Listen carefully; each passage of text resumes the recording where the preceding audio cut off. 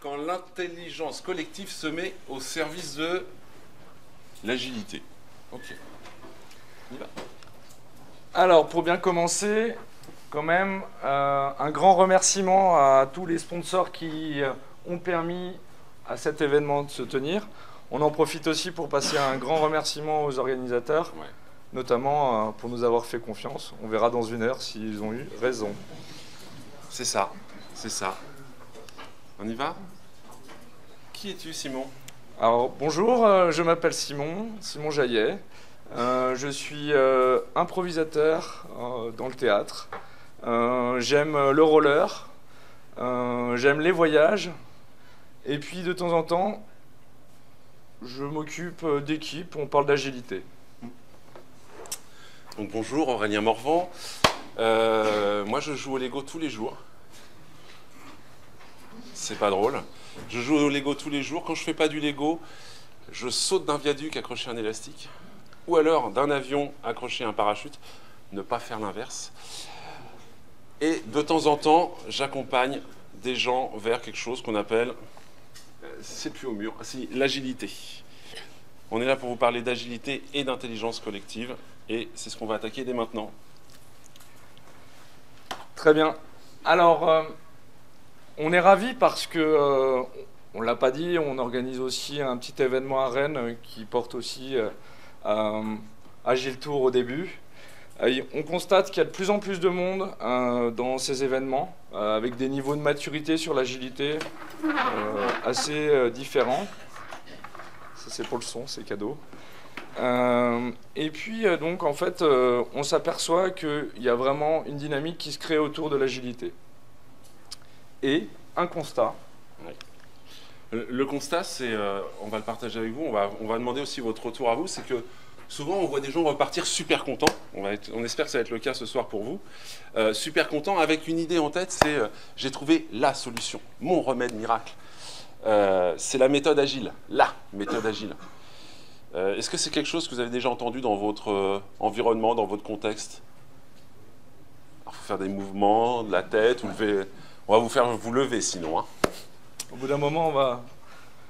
Donc, l'idée, c'est cool, j'ai trouvé ma solution, je vais l'appliquer à la lettre, et puis derrière, ça va être facile, on va être agile. Malheureusement, on pense avoir trouvé notre marteau en or. Pourquoi notre marteau en or? L'idée, elle est toute bête, c'est le marteau en or, quand on a un, ça coûte cher, un marteau en or, donc tous nos problèmes deviennent des clous. Qu'est-ce que ça veut dire? Ça veut dire que, il y a un problème dans l'entreprise. Je connais une méthode géniale, ça s'appelle Scrum. On y va, on va faire du Scrum. Tel autre problème, moi je sais ce qu'il faut faire Scrum, il n'y a que comme ça qu'on peut répondre à ça. Et puis bizarrement, ça ne marche pas. Et ça amène une petite chose. Les chèques. Alors je ne sais pas si ça vous parle, mais dans l'agilité, on amène souvent cette notion de droit à l'erreur, le fait de tester, d'apprendre de ses erreurs.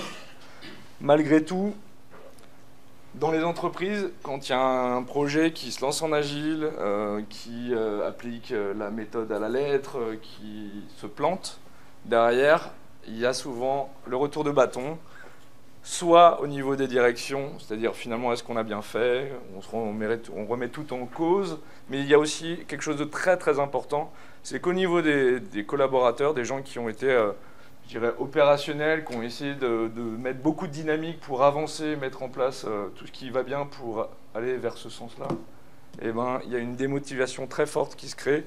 Et souvent, ce qu'on entend, c'est c'était une méthode de plus. Ouais. Et bien souvent, on entend un message, c'est soyez agile. Ça vient de très haut. C'est soyez agile, débrouillez-vous, il faut être agile. C'est la solution, je l'ai entendu sur le terrain de golf ce week-end, où je l'ai lu dans le 01 informatique. Toute ressemblance avec la réalité serait vraiment pas de bol. Qu'est-ce que ça résonne en vous, qu'est-ce que ça fait résonner en vous ce schéma, ce petit dessin? On veut bien des réactions. En fait, on va vous poser quand même des questions. Hein. Ouais, c'est vous qui allez travailler. Hein. Et puis on en posera d'autant plus si on vous voit baisser de plus en plus votre nez vers votre feuille. Donc n'hésitez pas à réagir là sur cette petite phrase, ce petit dessin. Guylaine, il fallait nous programmer l'après-midi, hein. Ils dorment. Bon, on va y aller.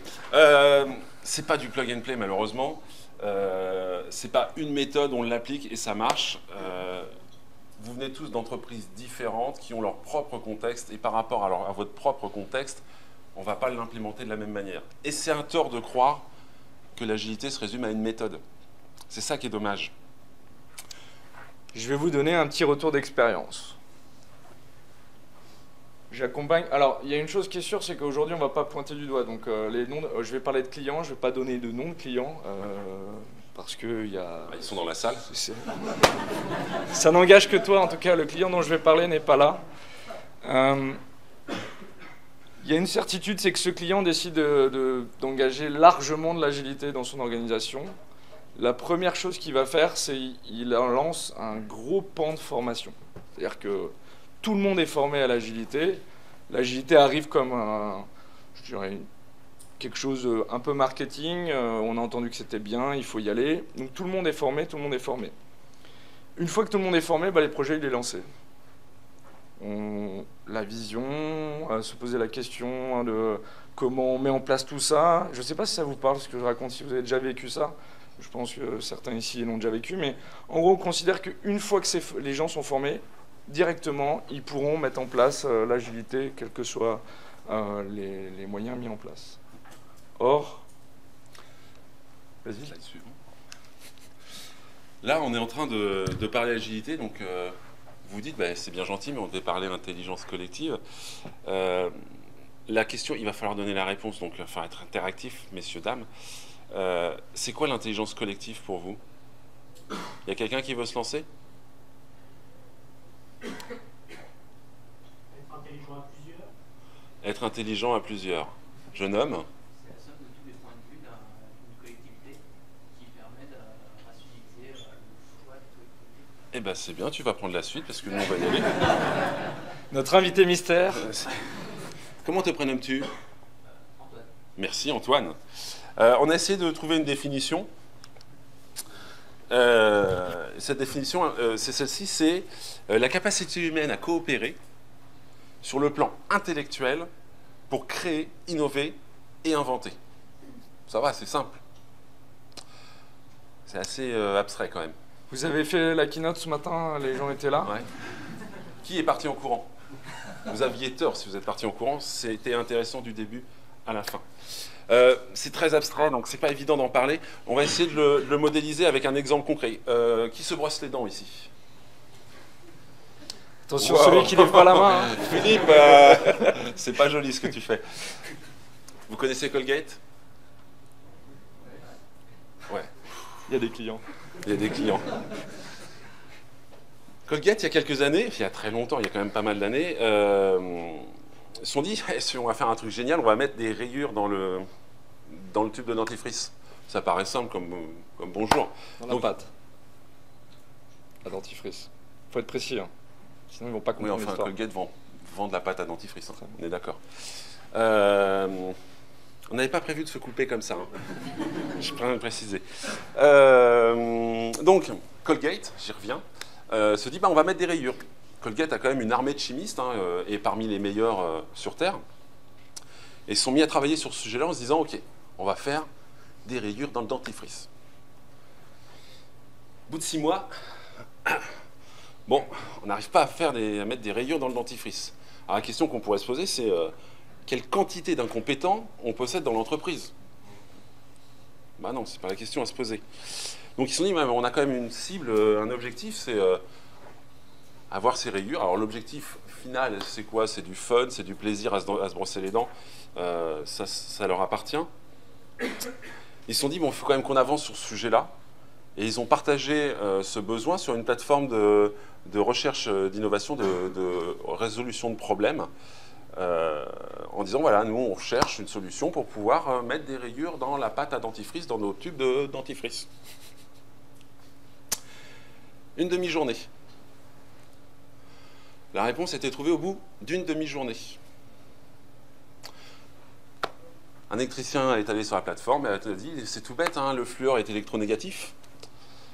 Et comme tout composé électronégatif, si vous faites passer un courant, ça s'agglomère et puis vous pouvez facilement créer des substances séparées. qu'est-ce que ça veut dire, ça? Ça veut dire que les chimistes étaient mauvais quand même. Une demi-journée par un pécor d'électricien. Ça n'engage que lui. Hein. Il y a des électriciens dans la salle.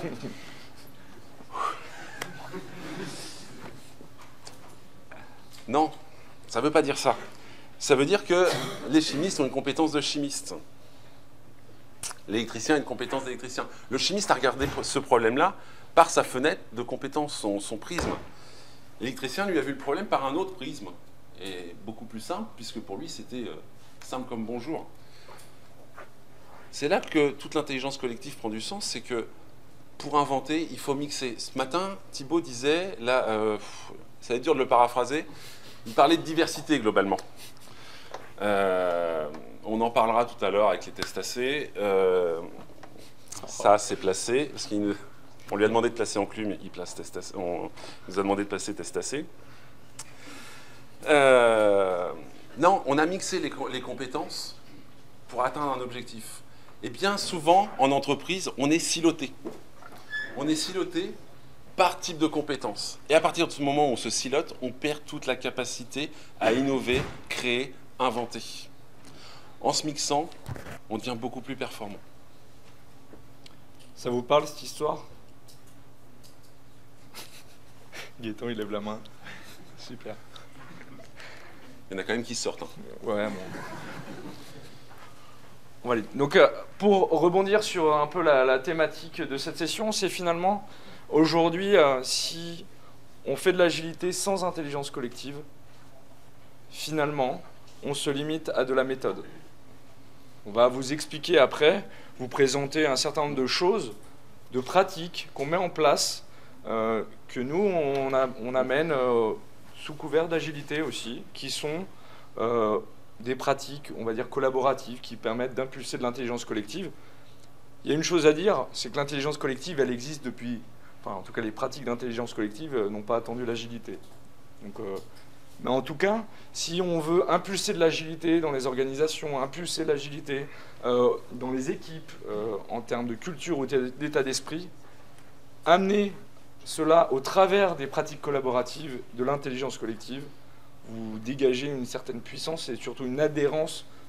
On parlait de sens ce matin, vraiment en créant du sens. Ce qui nous amène... Alors, ça nous amène à ça. Pourquoi la camionnette de la Poste? Facteur clé. Bon, c'est pas grave. J'en profite parce qu'en fait, chose extraordinaire, c'est la première fois qu'on prend des notes pour se dire on va lire nos notes et je ne l'ai pas fait. Donc c'est formidable. Je vais quand même placer une petite phrase, enfin un petit message qui est important pour nous. C'est dans l'agilité, dans beaucoup d'entreprises, on pense qu'il y a un début et un après agile. Vous voyez le truc? Vous avez déjà rencontré cette chose-là? C'est un non-sens. Sauf, bien évidemment, si on regarde sous l'angle méthode. On a mis en place une méthodo, elle fonctionne, elle tombe en marche, comme on dit. Ça peut avoir du sens. Pour nous, c'est plus un chemin. C'est un chemin qu'on emprunte. Je sais plus, il n'est plus là, Renan. Il parlait d'intelligence collective, d'amélioration continue. On est en permanence sur la culture de l'apprentissage, de l'amélioration continue, dans sa globalité, et pas uniquement sous l'axe méthode. Ça, c'est important. De par nos expériences, on a rencontré plein de choses, plein de contextes, et des contextes on est tombé sur des freins, sur des douleurs. Et heureusement pour nous, face à ces douleurs, on a trouvé des premières solutions. On a essayé de les résumer dans ces trois petites bulles, et puis après, le reste de la présentation va être surtout comment on l'implémente, parce que là, on reste assez haut niveau, ça peut paraître nébuleux, et l'idée, c'est quand même de vous donner des clés et des choses avec lesquelles vous pourrez repartir demain, enfin ce soir. La première, je vais la lire, c'est « s'unir pour atteindre un objectif » plus que découper le mammouth. Découper le mammouth, c'était les fameux silos, où je donne des objectifs par silo, et puis après, ça peut tomber en marche. Ça, c'est important. On va y revenir après, on verra pourquoi. La deuxième valeur qu'on a identifiée, on a reformulé les valeurs un peu sous le format manifeste agile. Ça parle à tout le monde, la notion de manifeste agile. Je pose quand même la question. Il est temps qu'il lève toujours la main. Ah, Sylvain, 2. Timothée, ça m'inquiète que tu ne lèves pas la main. Bon. La deuxième, c'est raisonner produit et valeur plus que budget et périmètre. Là, ce qui est important de dire, c'est qu'on ne va pas vous dire le périmètre, le budget, on s'en fout. C'est hyper important. Ce qui est essentiel, c'est quand même de réfléchir à notre produit et à la valeur qu'on va apporter à l'utilisateur final. On parle de time to market, et aujourd'hui, maintenant, on est plus sur du... Time to feedback. Alors moi, j'avoue que je la reprends aussi assez souvent. Ça vient de notre directeur technique et c'est quelque chose que j'aime beaucoup parce qu'aujourd'hui, on va essayer de confronter le produit au client le plus vite possible pour avoir le feedback et s'enrichir de ces retours-là. C'est un peu différent du time to market où on essaye d'avoir un temps de traversée le plus optimisé possible. Parce qu'aujourd'hui, le feedback, il est instantané. En 92, vous faisiez un produit logiciel, vous étiez le porteur de la bonne parole. L'informatique, c'était encore assez nébuleux pour beaucoup de personnes. Aujourd'hui, l'informatique, c'est quand même quelque chose. Vous avez à peu près tous un smartphone. Je veux une application, je la télécharge, elle est là. Donc le feedback, il est là encore plus vite. Et il a beaucoup plus de poids. La troisième valeur qu'on a identifiée, c'est trouver. Attention, c'est pas facile, trouver. Hein.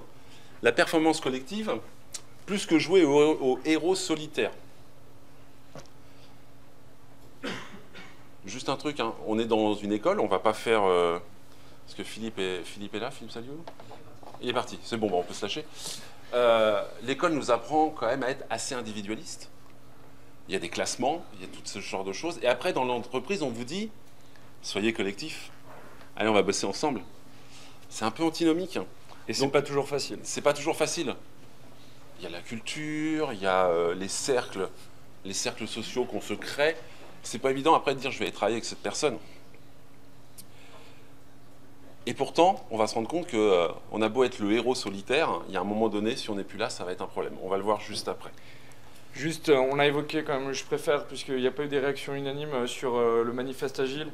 Juste petite note là-dessus. 2001, 17, je dirais, cadre de l'informatique à ce moment-là, se regroupe et crée le manifeste agile, qui est une des bases de création de l'agilité, on va dire. C'est pas que celle-là, mais en tout cas, je vous encourage à aller le lire. Et juste, on en parle là, puisque la manière dont on a rédigé un peu ces trois bulles avec le plus que et la manière dont est rédigé ce manifeste. Voilà.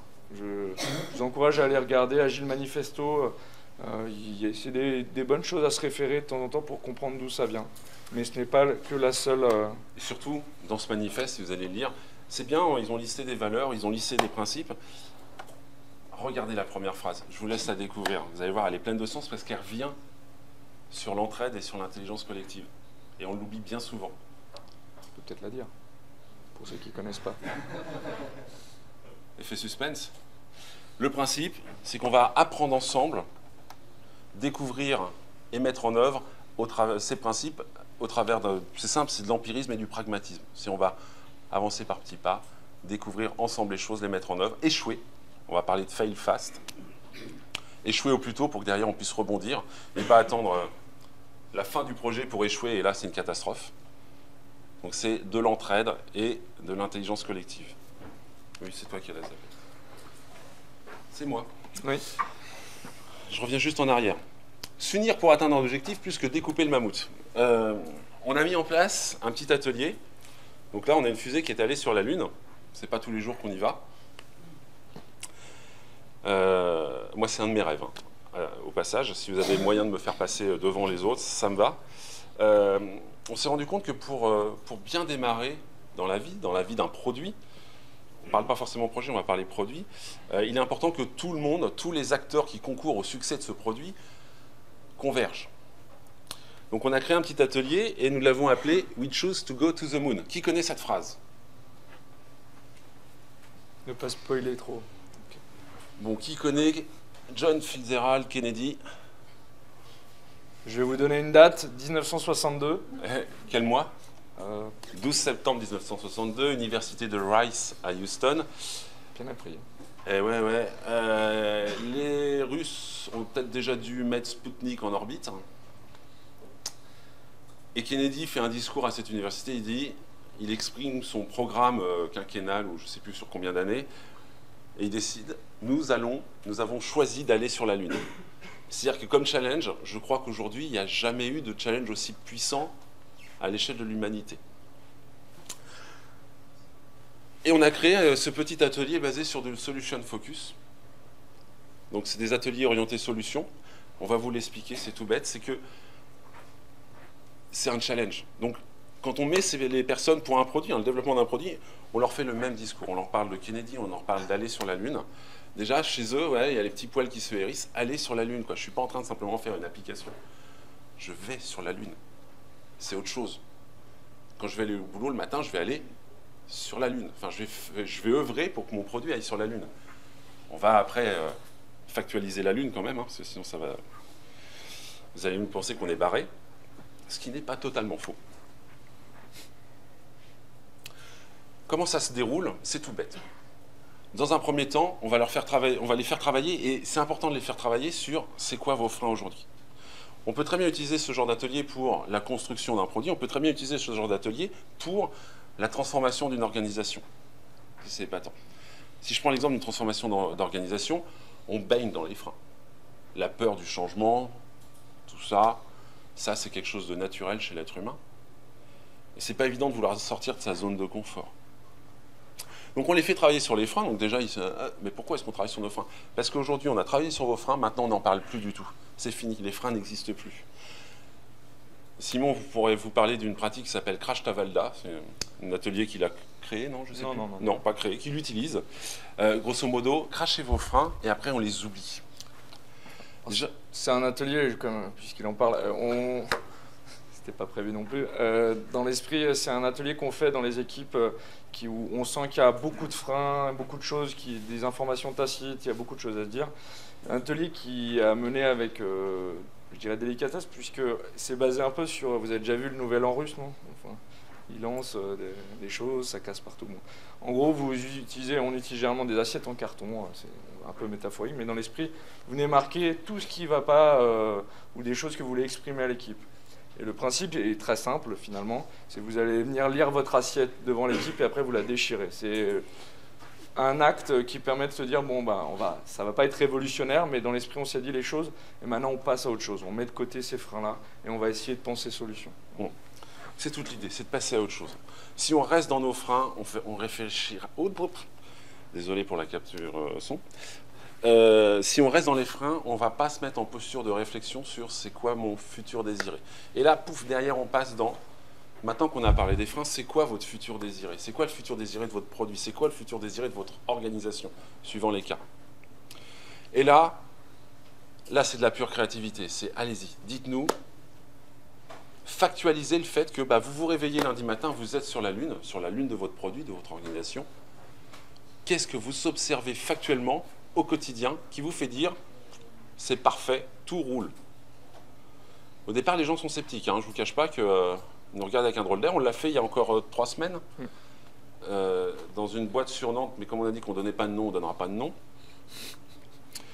On vous les donnera après en off si vous voulez. La réalité, c'est un des freins réels dans les organisations en général, c'est cet aspect projection. C'est de dire aux gens, vous êtes dans le futur, on ne sait pas lequel, et tout va bien. Décrivez-nous ce que vous voyez, dites-nous vos ressentis. Ce n'est pas quelque chose qui est forcément un travail simple.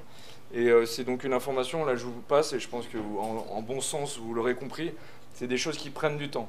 On ne va pas faire cet atelier sur un coin de table en un quart d'heure.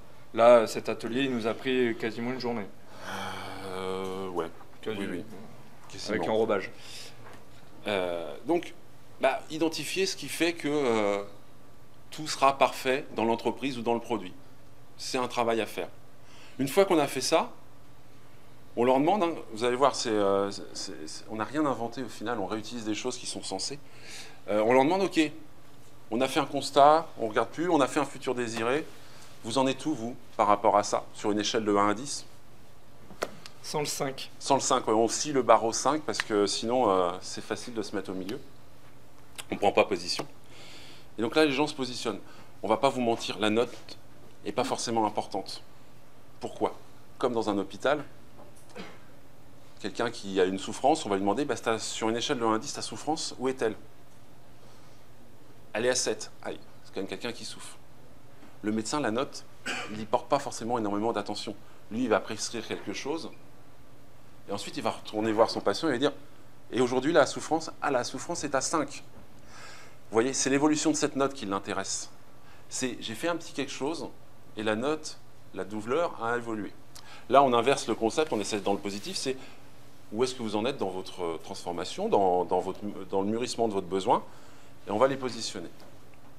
Ça se fait très rapidement. Petite clé de succès, c'est de le faire de manière masquée, parce que si vous avez un grand chef dans une entreprise, avec tous ses directeurs et compagnie, il parle en premier, il met 9, je peux vous garantir que derrière, il y a un alignement. Hein. On est tous à 9. Si on le fait de manière masquée, on n'est pas influencé, c'est beaucoup plus précis. Une fois qu'on a fait ça, c'est généralement, et c'est là où le verbatim est vraiment important, on est rarement à 1, sinon c'est la névrose totale, on est rarement à 10, sinon pourquoi est-ce qu'on en est à intervenir, à essayer de mettre en place du partage de vision. Imaginons qu'ils sont à 3, c'est déjà bien. C'est déjà 3. Vous voyez, cette phrase, c'est déjà, elle est hyper importante. C'est déjà 3, et là on va dire, ok, c'est déjà 3, mais qu'est-ce qui concrètement vous fait dire que c'est déjà 3? Et là on va les mettre dans du positif, c'est qu'est-ce qui fait que vous êtes déjà à 3? Qu'est-ce qui fait que vous êtes déjà à 6? Ok? Et après c'est de leur dire, mais comment est-ce que vous pourriez utiliser cette énergie pour que faire plus 1 dans cette échelle de valeur? Vous voyez, là on est en train de chercher la petite action qui va permettre de faire plus 1 dans mon échelle, donc d'améliorer la situation. Et tout le but, c'est de les emmener à factualiser tout ça. Factualiser avec des actions concrètes. Qu'est-ce qu'une action concrète, Simon? Je le fais? Bon, ben je le fais. L'action concrète, c'est un pronom, je ou nous, un verbe d'action avec un résultat. Et ça, c'est hyper important. Souvent, les actions, c'est simple, on va demander à avoir plus de temps pour ça. On va avoir plus de temps pour. Ce n'est pas une action. C'est une cible. Et c'est ça qui est hyper difficile à obtenir en entreprise, c'est la cible, on la connaît, mais c'est quelle action je mets en place pour pouvoir atteindre cette cible. Et là, tout l'enjeu, c'est pour faire plus 1 sur cette échelle de valeur et aller vers cette lune, vers ce futur désiré, quelle action concrète je vais pouvoir mettre en place dès demain matin, en sortant de cet atelier, pour pouvoir améliorer la situation, améliorer mon produit, envisager plus sereinement la transformation de mon orga. Ça, c'est un atelier. On ne le fait pas qu'avec les boss, on ne le fait pas qu'avec les gens du terrain, les gens qui vont être les mains dans le cambouis. On mélange tout le monde. C'est super dur. Alors, rappelez-vous Colgate, c'est important d'avoir une vision de tout le monde. Cet atelier, au regard, ça a l'air très simple hein, quand Aurélien en parle. Je vous assure que, comme il l'a dit, il y a un verbatim, ça s'amène progressivement. On s'est dit, c'est important qu'on commence, on va mettre une pratique un peu collaborative qui permet de vraiment aller sur des résultats concrets, retour de nos expériences. On a d'autres pratiques peut-être un tout petit peu plus simples que vous pourrez mettre en place vous-même. Une pratique qu'on a mis en place chez pas mal de nos clients qui s'appelle « Croise mon regard ». Tout simplement prendre un temps pour factualiser qu'il y a différentes visions dans un groupe et se poser la question finalement comment je vois les choses aujourd'hui, comment j'aimerais les voir demain. Donc vous êtes sur quelque chose de beaucoup plus simple. Si vous avez des thématiques que vous voulez aborder dans l'équipe, ça peut se faire au niveau de l'équipe. Ça peut se faire au niveau transverse à plusieurs acteurs dans votre organisation. Je vois, il y a des étudiants. Ça peut se mettre en place sur un projet étudiant. On a tous des perceptions différentes selon d'où on vient, de nos expériences, de tout ça. Donc vous allez mettre sur vos différentes thématiques préidentifiées des panneaux. Alors nous, on utilise Paperboard, Flipchart, ce que vous voulez. Et vous allez marquer voilà, la thématique, comment je la vis aujourd'hui, la thématique par exemple, et comment j'aimerais la vivre demain. Et vous laissez les gens évoluer dans la salle de manière, vous leur laissez un temps. C'est-à-dire que vous leur dites pas, vous devez passer sur toutes les thématiques, c'est pas l'enjeu. Mais vous laissez un temps aux gens pour pouvoir remplir ces panneaux. Alors, naturellement, vous allez retrouver cette dynamique. C'est au début, il va y avoir 1 ou 2 qui vont marquer des petites choses. Progressivement, ça va se remplir. Il faut donner le temps suffisant. Généralement, on part sur des ateliers autour de 2 heures. Et derrière, 2 choses l'une. Soit vous souhaitiez partager une vision, soit vous souhaitez engager l'action. Au bout d'un moment, vous, en tant qu'organisateur ou participant, vous pouvez avoir la double casquette, vous pouvez amener un 3e panneau c'est un panneau d'actions. Quelles actions je pourrais lister pour me permettre de passer de l'état factuel où on en est aujourd'hui à ce qu'on veut devenir demain. Et ça vous permet après d'avoir un listing d'actions. Ce qu'on encourage, nous, en termes de facilitation, d'accompagnement, c'est bien d'avoir plein d'actions, mais un groupe, pour se les approprier, il faut savoir les prioriser. Donc après, il y a des petites techniques, on pourra en discuter, c'est peut-être pas l'objet aujourd'hui, mais je vous encourage au sein d'un groupe sur chacune de vos thématiques de venir faire un travail aussi d'intelligence collective qui permet de prioriser les actions ou les enjeux sur les différents papiers qui ressortent et qui caractérisent les priorisations du groupe. Est-ce que ça va? C'est un petit peu plus simple peut-être que le How to go to the moon. Désolé. Pas grave. Voilà, donc il y a deux pratiques. La première qui est Solution Focus, qui est peut-être un peu plus complexe à mettre en œuvre, mais qui est extrêmement puissante, qui prend peut-être un peu plus de temps. La seconde, qui est beaucoup plus simple, pratique collaborative, qui permet d'impulser de l'intelligence collective. Moi, j'ai une de mes sœurs qui est instite, c'est des choses qu'elle fait avec ses élèves. Je vous encourage à beaucoup aller regarder aussi ce que font vos enfants. Il y a des très belles choses, tout n'est pas parfait bien sûr, mais comme partout, hein, je pense. Mais il y a de très belles choses qui sont faites dans les écoles. Et ce qui se fait à l'école, ça peut se reprojeter dans vos organisations et amener de l'intelligence collective. Dernier cas de figure sur le partage de vision. On entend souvent des problèmes du genre je ne sais pas ce que font les gens dans mon entreprise, dans mon équipe, dans mon organisation.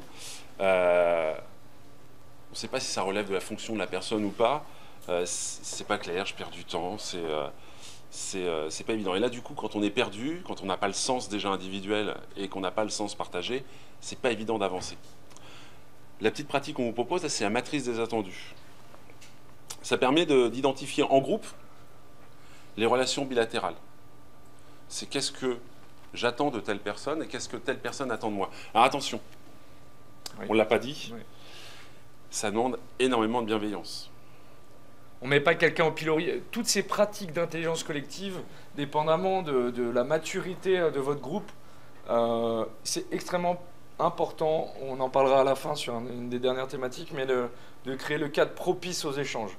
Ce que veut dire Aurélien, à moins que je me trompe, c'est de temps en temps, et même c'est assez récurrent qu'on le fasse, amener des règles d'atelier où le terme un peu bienveillance est mis, communication libérée, etc.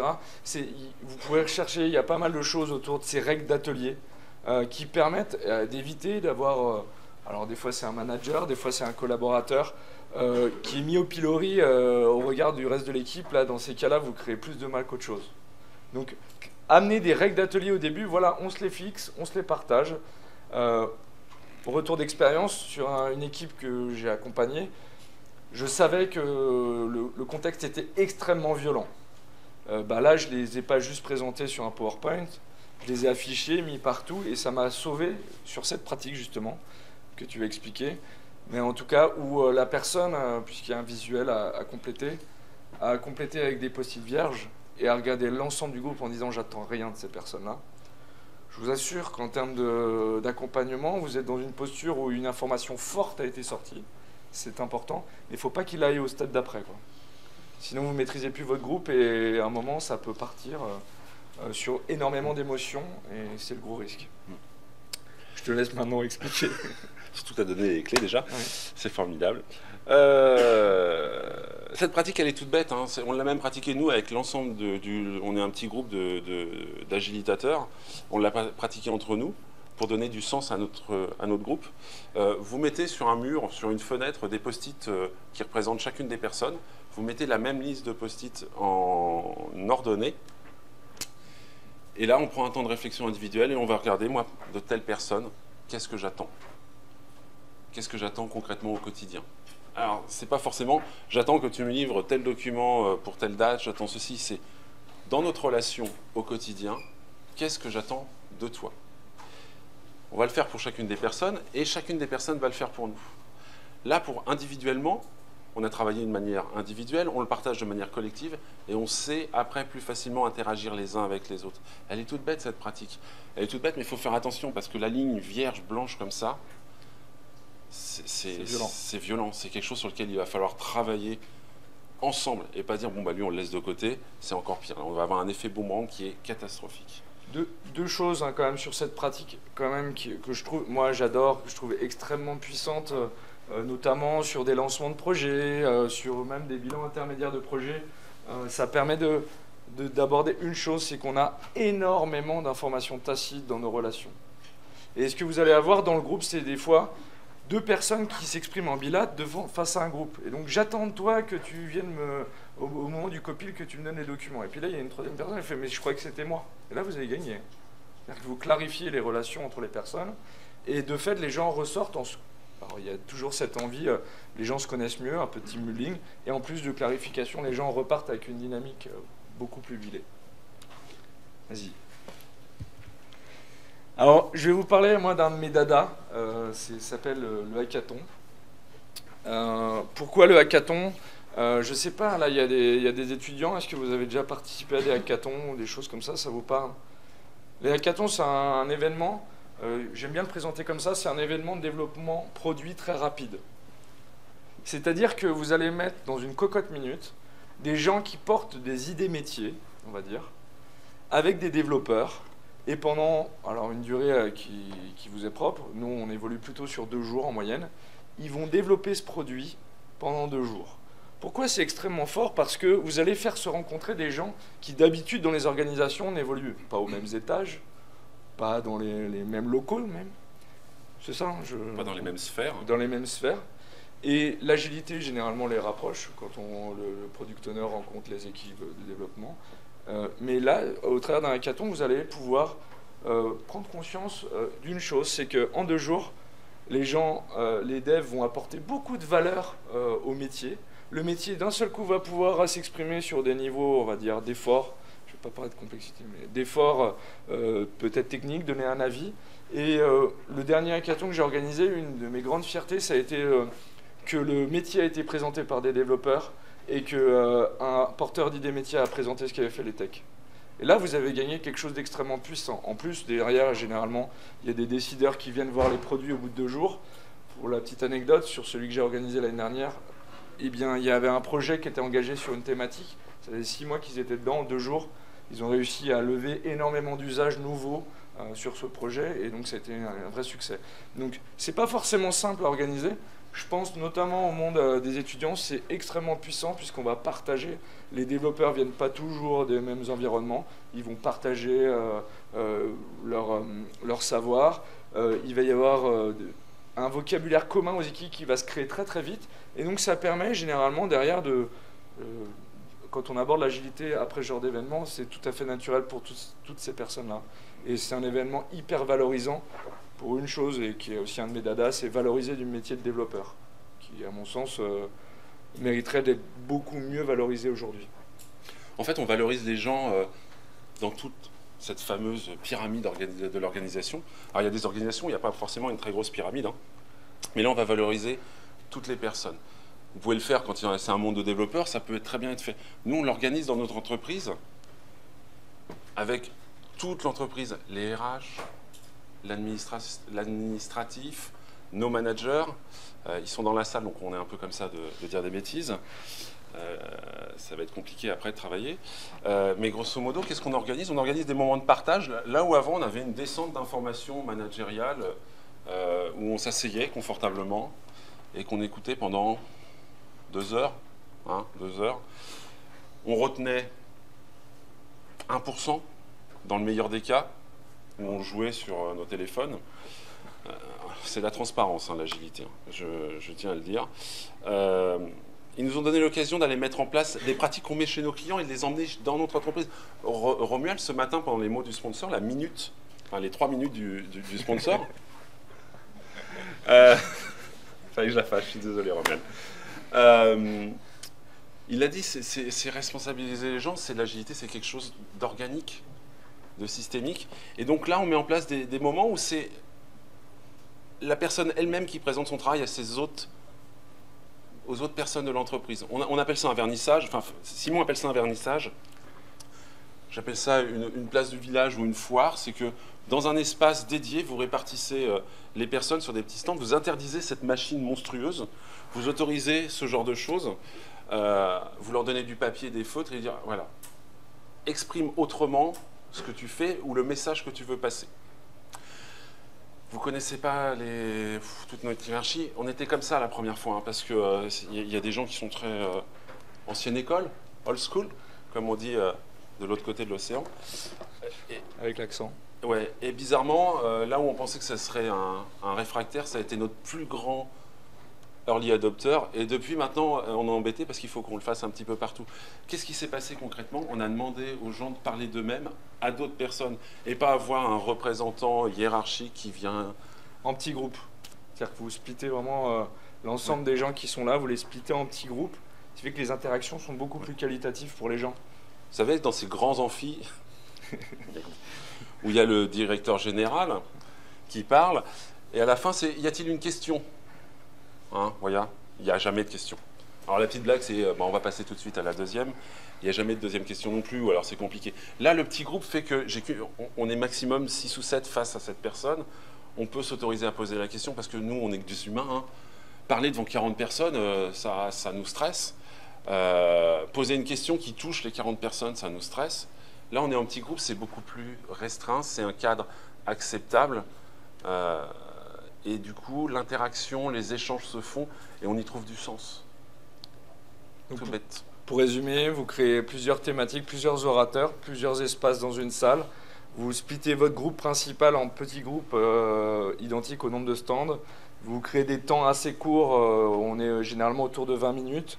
La personne fait 10 minutes d'information descendante, 10 minutes de questions-réponses complètement adaptées aux gens qui sont en face. Et au bout de 20 minutes, il y a on va appeler ça le timekeeper qui sonne le gong et les gens tournent. C'est pour ça que moi j'appelle ça un vernissage. Tournent dans l'espace pour aller à la prochaine thématique. Et au bout du temps imparti, généralement, on a vu toutes les thématiques et le discours a été totalement adapté aux personnes. Ce qui est plutôt pas mal. Et on sort avec, avec des réponses en général. Et des sourires. Et des sourires. Ouais. Là, j'ai pas envie de trop parler. Est-ce que ça vous parle, cette chose-là? Est-ce que ça vous est déjà arrivé? Moi, dans 60% des cas. Hein.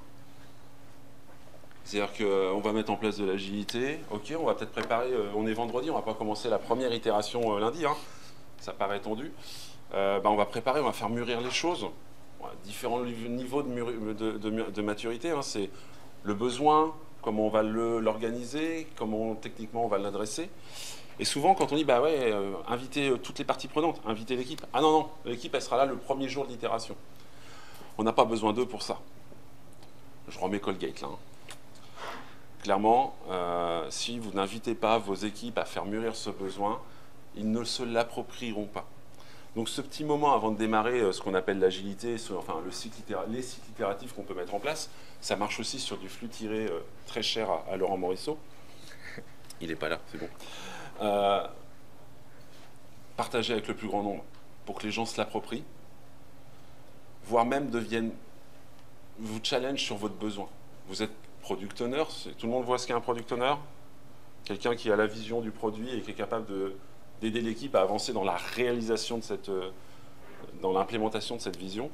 Quand vous avez une équipe au sens large, hein, que ce soit des développeurs, des gens qui sont en fin de chaîne sur l'intégration du test, quand vous avez ces personnes-là qui sont capables d'aller challenger le besoin du client en disant « Mais ce que tu demandes là, Simon, ce que je ne comprends pas, c'est qu'on l'a déjà implémenté sous une autre forme. Est-ce que ça ne répond pas déjà à ton besoin ?»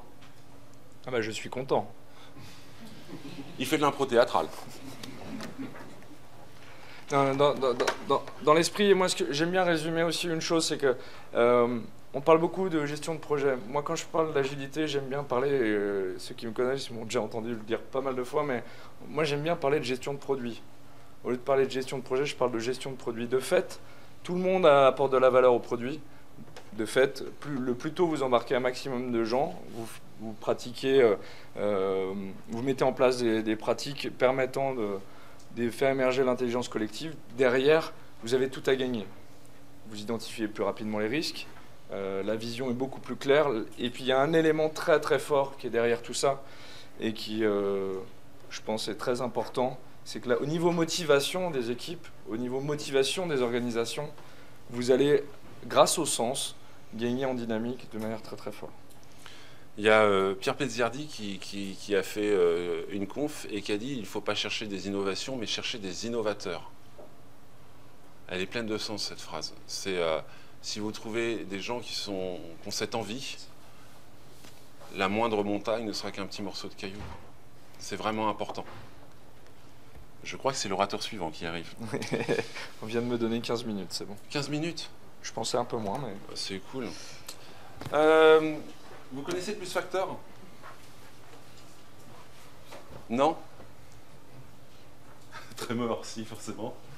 C'est quoi le Bus Factor? C'est vous êtes une équipe, il y a une personne qui maîtrise tout, mais tous, comme vous n'êtes que des êtres humains, si vous pouvez sortir demain, enfin tout à l'heure dans la rue, traverser, et paf, l'être humain. Rabaisse pas tout de suite les gens. Paf, le chien, effectivement, paf, vous passez sous le bus. Notion de Bus Factor. On l'entend aussi sous le facteur loto, c'est-à-dire que demain vous gagnez à l'euro-million. Il n'est plus là. C'est plus fun quand même. C'est plus positif. C'est plus positif. Notion de pattern héros, hein, c'est la personne qui dans l'entreprise maîtrise tout, c'est son précaré. Aujourd'hui, les entreprises qui réussissent, qui se démarquent, il n'y a plus cette notion de pattern héros. C'est-à-dire que si quelqu'un, malheureusement, gagne à l'euro-million, c'est bizarre de dire ça, malheureusement gagne à l'euro-million, le savoir est toujours partagé. On ne demande pas à avoir une forme de régime politique où tout est partagé. Je ne donnerai pas de nom pour te faire une pub ou une mauvaise pub. L'idée, c'est que c'est l'équipe qui aboutit le projet. Si on repose tout sur les épaules d'une personne, ouais, ce Bus Factor va être dramatique. Il arrive bien plus souvent qu'on ne le pense, mais que ce soit dans la création, que ce soit dans la résolution de problèmes. Ok, où est la personne qui peut pousser en production? Ah ouais, mais alors cette personne-là, c'est la seule en plus, parce que là, il y a tel composant qui est compliqué. Elle est en congé. Ah mais là, c'est une application à plusieurs millions d'euros qu'on est en train de pousser. Donc comment on fait? Et c'est là que ça pique. C'est là que c'est dangereux. Donc l'idée, hein, c'est éviter absolument dans votre entreprise ce Bus Factor. Comment est-ce que je peux éviter cet effet? Faire en sorte que toutes vos populations soient déjà d'une pluridisciplinaire. Et la pluridisciplinarité, tout le monde voit ce qu'est la pluridisciplinarité. La pluridisciplinarité, au sein d'un groupe, j'ai toutes les compétences requises pour aboutir à un résultat. Ça, c'est la pluridisciplinarité. L'étape d'après, c'est d'avoir un petit peu de polyvalence. Vous voyez ce qu'est la polyvalence? C'est que j'ai un préférendum de technologies, de compétences. Et pourtant, il y en a toute une foultitude de technologies, de compétences. C'est être capable de sortir de sa zone de confort pour aller dans une zone d'apprentissage et se mettre en suppléance sur des personnes qui potentiellement ne peuvent pas être là. En faisant ça, ça demande du temps. On pense que c'est un centre de coût, ça demande du temps, effectivement. Par contre, derrière, c'est une efficacité, mais sans commune mesure, par rapport à essayer d'optimiser par silo les compétences. Alors, pardon, excuse-moi. Je termine là, et après je ne dis plus rien. Non, non, non. On responsabilise beaucoup plus fortement les personnes, on les motive, et on déclenche, on libère en eux, on suscite l'envie, l'innovation, la créativité. Je vais vous donner un peu des mots-clés parce qu'on ne pourra pas décliner un petit peu tout, mais il y a pas mal de techniques qui permettent de créer cette dynamique. Alors avec un collègue ami, on a parlé de communauté de pratique, vous pouvez regarder de ce côté-là. Au niveau des devs, il y a tout ce qui est coding dojo qui est super intéressant. Ce qu'on essaie de dire, c'est qu'on ne veut pas éliminer les lead tech, c'est hyper important. C'est plutôt l'état d'esprit associé de partage qu'on retrouve un peu ici dans les communautés agiles, où les gens viennent partager leur point de vue, les gens viennent donner des choses sans contrepartie.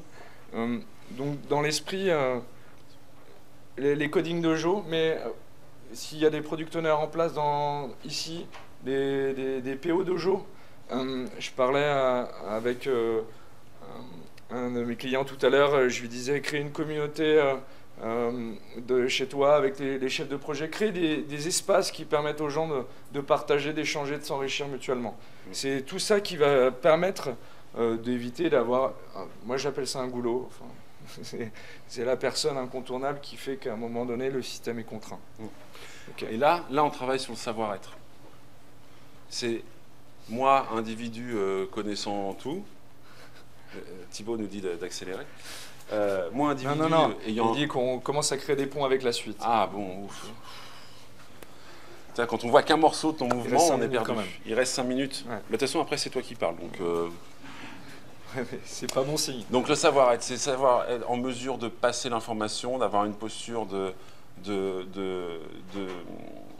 maître Yoda, je vais faire l'image comme ça, et d'aider les personnes à se développer. Et là, on est en train de mettre en place quelque chose de formidable. Alors, au-delà des JoJo, puisque j'ai promis plusieurs noms, regardez côté des forums ouverts, ou World Café, ce genre de choses. Il y a énormément de petites techniques très documentées qui permettent de créer ces espaces de partage et qui permettent aussi de créer la motivation. Et je passe à la suite. Je m'en fiche, c'est toi là. Oui, on voulait quand même. Alors on a commencé fort en parlant de solution focus, aller sur la Lune et des techniques certainement qu'on vous encourage à tester, mais qui ne montreront leur puissance peut-être qu'après avoir expérimenté un petit peu. Il y a une chose qui est sûre, c'est que on parle d'icebreaker. Quand on parle avec les gens d'icebreaker, les gens disent oui, mais on se connaît déjà. L'icebreaker, on considère que c'est quelque chose d'extrêmement important. Pourquoi? Pour créer le cadre propice permettant aux gens de pouvoir s'exprimer dans des conditions, alors on parlait de bienveillance, mais aussi de pouvoir s'exprimer sans être jugé par l'autre. Il y a énormément d'icebreakers possibles, et quand on a un client qui nous demande un atelier, généralement on arrive, on dimensionne ça généralement autour de 15 minutes, et les gens disent mais attendez, quand est-ce qu'on commence à travailler, parce que là 15 minutes, on n'a qu'une demi-journée, et après on leur explique.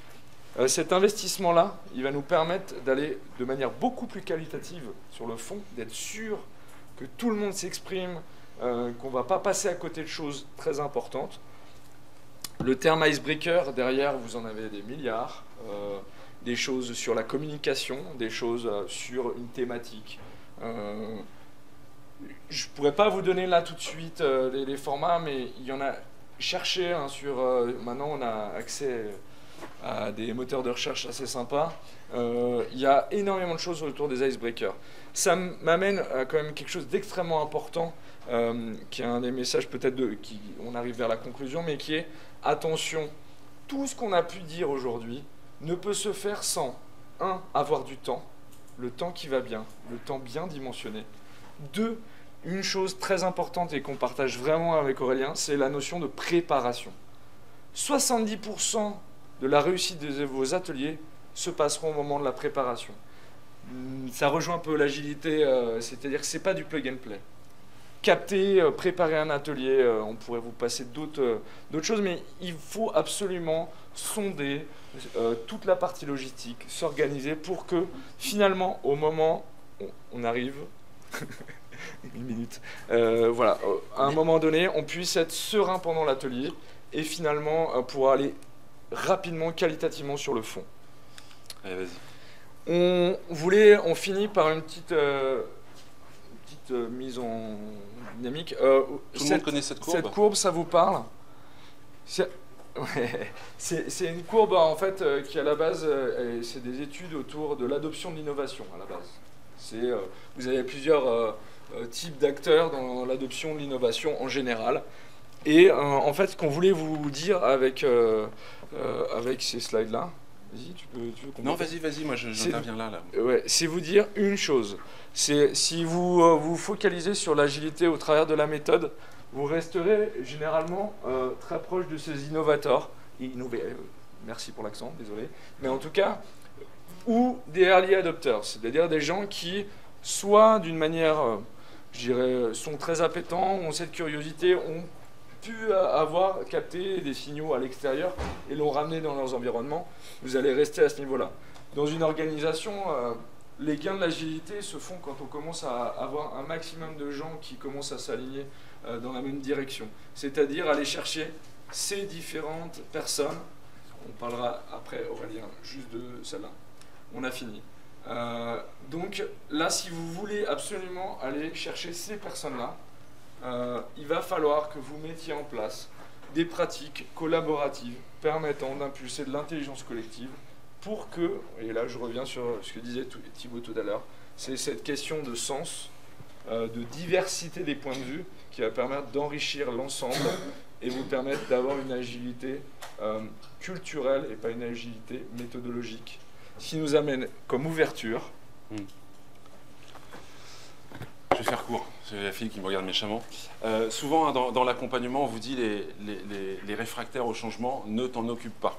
Les lagardes. Hein, les lagardes, en anglais. Ces gens, ils sont réfractaires à tout. Ça m'est arrivé, moi, de me lever le matin, de prendre le train de Rennes à Paris, le métro et compagnie, pour me dire, aujourd'hui, lui, je vais le convaincre. Et malheureusement, l'énergie que vous mettez à le convaincre, vous le nourrissez dans son frein. Résultat, il est encore plus convaincu du contraire. Et cette énergie, vous l'avez perdue parce qu'il y a toutes ces personnes avant qui, eux, avaient besoin de cette énergie pour se libérer et puis pour se rassurer. Donc souvent, on nous dit, laissez-les de côté, ils suivront ou alors partiront. Et en fait, on s'est rendu compte qu'avec des pratiques d'intelligence collective, et ça sera le sujet de la prochaine conf, si on est accueilli encore une fois à Brest, et qu'on respecte le timing a priori, c'est des pratiques qui permettent d'embarquer ces gens-là et de se rendre compte qu'en fait, c'est des puissants innovateurs. C'est juste qu'ils ont très peur. Ça sera pour la prochaine fois. Donc, on arrive à la fin. On vous remercie. On reste à votre disposition, bien sûr, toute la journée. Si vous voulez qu'on échange, on peut partager.